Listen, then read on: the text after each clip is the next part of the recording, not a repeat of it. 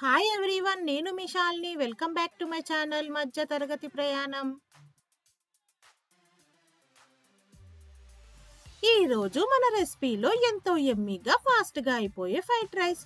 మరి ఫ్రైడ్ రైస్ని మనము పిల్లల లంచ్ బాక్స్లో అప్పటికప్పుడు 5 మినిట్స్లో చేసి ఇచ్చేయచ్చు.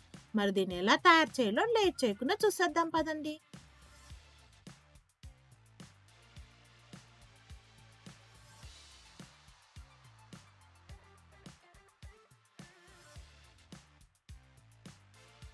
ఫ్రైడ్ రైస్ తయారు చేసుకోవడానికి ముందుగా మనం స్టవ్ వెలిగించుకొని ప్యాన్ పెట్టుకోవాలి. ప్యాన్ వేడెక్కాక 3 టేబుల్ స్పూన్ల ఆయిల్ వేసుకోవాలి. ఆయిల్ వేడెక్కాక ఒకటి కట్ చేసుకున్న ఉల్లిపాయ ముక్కలను వేసుకొని ఫ్రై చేసుకోవాలి.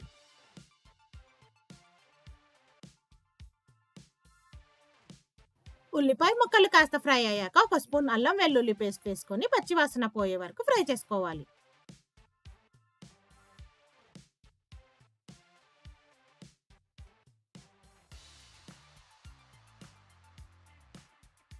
అల్లం వెల్లుల్లి పేస్ట్ ఫ్రై అయ్యాక ఇప్పుడు మనం ఇందులో సన్నగా కట్ చేసుకున్న క్యారెట్, సన్నగా కట్ చేసుకున్న బీనీస్ వేసుకోవాలి. ఫ్రెండ్స్, ఇందులో మీరు కావాలంటే క్యాప్సికమ్, క్యాబేజ్ ఏదైనా యాడ్ చేసుకోవచ్చు. మీ ఇష్టం ఉన్న వెజిటేబుల్స్ యాడ్ చేసుకోవచ్చు.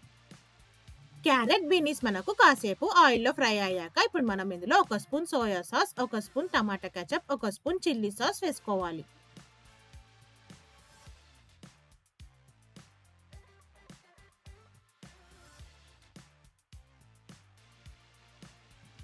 సాసెస్ మనకు కాసేపు ఫ్రై అయ్యాక ఇప్పుడు మనం ఇందులో క్రష్ చేసుకున్న పెప్పర్ పౌడర్ని వేసుకోవాలి.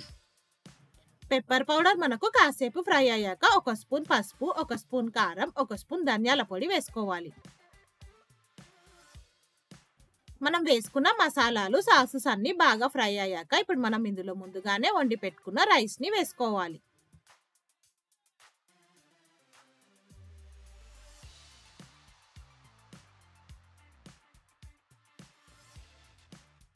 రైస్ మొత్తం యాడ్ చేసుకున్నాక ఇప్పుడు మనకు రుచికి సరిపడిన ఉప్పు వేసుకున్నాక 1 స్పూన్ వెనిగర్ వేసుకోవాలి. వెనిగర్ వేసుకొని మొత్తం అంతా కలిసేటట్టు కలుపుకోవాలి.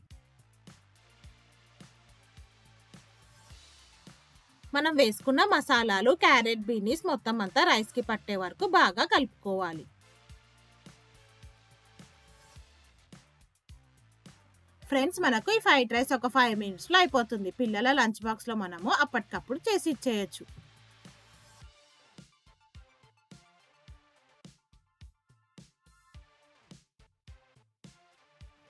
రైస్ మొత్తం కలిసేటట్టు బాగా కలుపుకున్నాక చివరిగా ఇందులో కొద్దిగా కొత్తిమీర వేసుకొని మొత్తం అంతా కలిసేటట్టు కలుపుకోవాలి.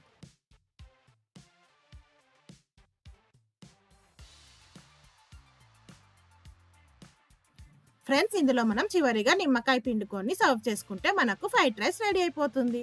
మీకు నిమ్మకాయ ఇష్టం లేనట్టయితే స్కిప్ కూడా చేయొచ్చు.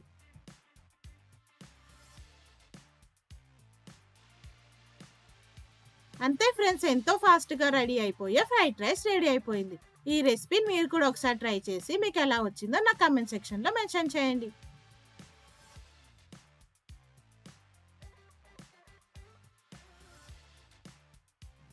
ఈ రెసిపీ కనుక మీకు నచ్చినట్టయితే లైక్, షేర్ మరియు సబ్స్క్రైబ్ చేయండి.